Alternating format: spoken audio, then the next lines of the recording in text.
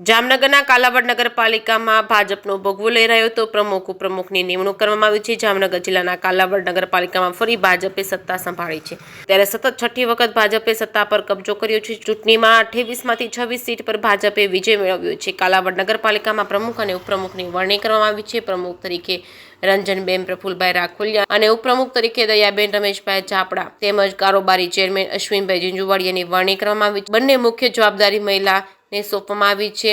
આ તકે ચૂંટાયેલા પ્રતિનિધિને શહેર પ્રમુખ નીરવભાઈ ભટ્ટ તેમજ સર્વ કાર્યકર્તાઓ આગેવાનોએ અભિનંદન પાઠવ્યા છે। જે કેસની ગુજરાતી સાથે હર્ષલ ખંડેરિયા, જામનગર।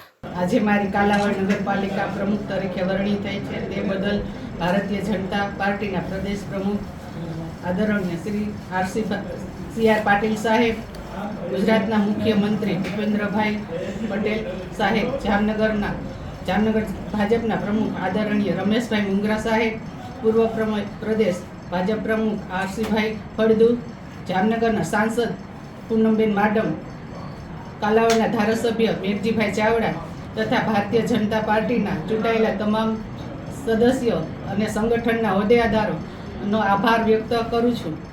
કાલાવડ શહેરના સર્વાંગી વિકાસ કામ માટે સતત પ્રયત્નશીલ રહીશ અને વિકાસના કામો ઝડપથી પૂરા થાય અને શહેરના નિયમિત પાણી મળે તે માટેના પ્રયત્નો હું કરીશ।